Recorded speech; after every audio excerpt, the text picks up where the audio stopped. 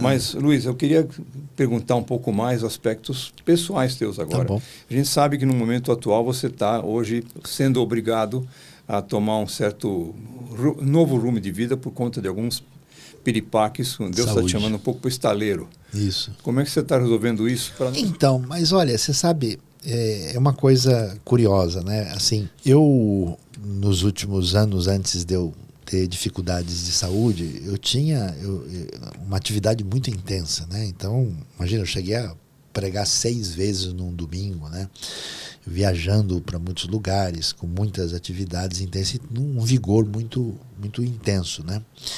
E assim, eu diria para você que tudo que a gente fez, né? E o projeto do Rota 66, que inclusive hoje tem até uma bíblia de estudo, e foi um projeto tão assim especial que ele foi importado pelo Trans World Radio para ser um projeto mundial. Então você tem o Rota hoje em indonésio, em japonês, em mandarim, em espanhol, alemão, inglês, né? E assim, eu fiz tanta coisa e eu diria, eu nunca me recuperei da mangueira. E através de todos esses anos eu falava assim, puxa vida, como, né? Através do meu esforço ou da minha capacidade de gestão das coisas, dos projetos que eu faço, através, né, da minha preparo teológico, o meu sonho nunca deixou de existir. Como é que eu vou fazer para, de alguma maneira, abrir um espaço para que aquilo que eu conheci da graça de Deus em Cristo alcance as pessoas? E a minha frustração muito grande era exatamente eu falar, puxa, eu não consigo necessariamente falar adequadamente com quem não é da fé, né? Então, assim, pessoas de outros ambientes, né? E aí o que aconteceu? Quando eu tive um Covid terrível, né, em janeiro de 2022, que me abalou fisicamente, e isso permanece até hoje, aí eu fiquei com uma série de limitações, de problemas complicados, né, com uma inflamação permanente no organismo, fazendo tratamentos, e isso diminuiu. E, na verdade, por umas 3 vezes ou 2 vezes eu tive certeza que eu ia embora. Eu cheguei até a orar, falei, Senhor, daqui a pouco a gente se encontra aí, me protege no meu momento de despedida. Eu achei que eu não fosse suportar e acho que Deus não queria bagunça no céu, falou, deixa esse cara vai causar aqui em cima, né? E eu sobrevivi.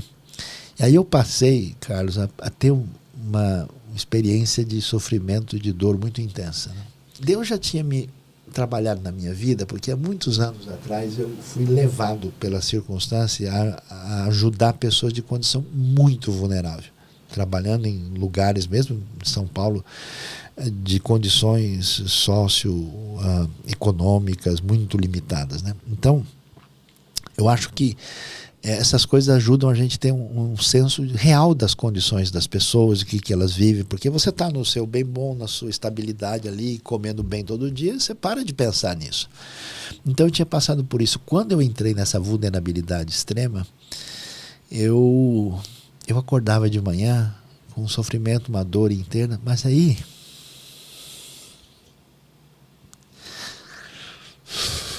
sinceramente eu era visitado pela graça de Deus numa dor assassina. E assim, eu estava muito pouco movimentado, eu falei, meu dedo funciona. Eu comecei a escrever. E eu escrevi muitos textos no Instagram que foram publicados, depois virou livro chamado Torrentes no Deserto. E boa parte daqueles textos, com toda a sinceridade do mundo, eles fluíram. Eu tive uma lembrança de tempos atrás daquilo que aconteceu. E eu escrevi assim, tipo 6 horas da manhã, 5:30 da manhã. Foi como uma poesia que saiu do coração do nada e eu terminava e puf, eu postava. Aí, se não bastasse o Covid, eu tive os AVCs. E nos AVCs, foram AVCs assim, milimétricos, né? Eu tive um AVC no consultório médico, na hora que eu sentei, na hora exata, eu fui socorrido, aí eu passei pelo processo necessário, aí teve cirurgia no coração, quando achou que estava tudo resolvido, eu tinha mais um buraco, aí deu um segundo AVC, aí eu tive mais um ataque isquêmico, aí eu fiz o exame direitinho lá, a ressonância mostrou que eu tinha tido mais de 10 micro-AVCs. Aí até o médico que eu consultei depois, ele falou, não, você não teve nada disso, é impossível como você está falando, você está conversando. Eu falei, desculpa, eu fui na bola, eu estou só falando o que os outros disseram, está aqui. Desculpa, eu fui na bola. Aí eu dei os exames pro cara e tal, e eu passei por esse processo todo. O que aconteceu? Nesse momento de dor, que eu recebi oração e condolências da Oceania, de tribo indígena, de tudo quanto é lugar, eu me lembro que eu chorei muito quando uma pessoa me mandou, falou, Sayão, eu sou ateu, eu não acredito em nada, mas eu gosto muito de escutar suas palavras e eu estou pedindo pela sua vida. Quase que eu falei isso, pedindo para quem? E aí, cara, tanta gente, ó, eu sou do candomblé, eu sou espírita, eu não sou nada, eu sou católico, eu sou evangélico, eu sou da congregação cristã, eu sou da Universal, eu sou isso e aquilo. E as pessoas começaram a interagir. Aí o que eu achei? Eu pensei o seguinte, se Deus tivesse me abandonado a mim mesmo, eu teria destruído tudo. Porque aquele menino mau que quebrava a janela nunca morreu. Ele continua precisando de ajuda. Eu teria quebrado tudo, porque de repente o pessoal sai o Sayão é o maior hebraísta brasileiro, o Sayão, o cara é tradutor da Bíblia, ele é não sei o que, parará, e fica, eu enganei todo mundo direitinho, né? O pessoal fica enchendo a bola, falando um monte de coisa, e aí, caramba, olha, o seu projeto foi importado pelos americanos, eles nunca fizeram isso com ninguém em lugar nenhum do mundo, você está fazendo isso, o pessoal respeita você em Israel, não sei o quê. Imagina se eu tivesse... Aí o que Deus fez? Vou botar você no seu lugar. Aí Deus me moeu, me fez sofrer uma dor, um sofrimento absurdo. E ao mesmo tempo que isso aconteceu e que me limitou na minha capacidade de bagunçar o coreto, aí Deus permitiu que o meu sonho se tornasse realidade. E hoje eu pego lá, vem uma mensagem a mim, olha, minha vida era assim, eu estava destruído, eu cresci numa situação, minha mãe estava na prostituição, meu pai era violento, eu tive ódio de tudo. Eu li a sua mensagem, eu escutei tal coisa, e não sei o que aconteceu, Deus mexeu na minha vida, mudou, eu estou seguindo. E eu tenho recebido isso de um monte de gente. Nunca teria acontecido por um caminho que eu pensei. Se eu mostrar minha erudição, se eu mostrar minha dedicação, se eu mostrar minha ortodoxia, se eu mostrar nada disso, foi somente no momento que eu fui, né, como se diz, crushed, assim, amassado, é que Deus permitiu dizer, olha, tudo que você plantou a vida toda, agora você está no lugar de olhar tudo que eu fiz, porque você no máximo atrapalhou. Então é o momento mais difícil da minha vida, mais complicado. Eu digo assim, eu vivo na UTI fora do hospital. Eu tenho todo dia que tomar uma série de coisas, e medicamentos e suplementos. Ontem eu fui fazer tratamento, eu tomei 4 injeções, eu tenho a série de limitações físicas, mas aí eu percebo uma possibilidade, assim, até por conta da dor, de conversar com as pessoas. E hoje, o que Deus me abençoou? Ser capaz de amar os judeus e abençoar pessoas de Israel e de judeus, inclusive muitos que têm visto Jesus agora de maneira diferente, e ao mesmo tempo palestinos. A gente abençoou gente em Israel e na faixa de Gaza ao mesmo tempo.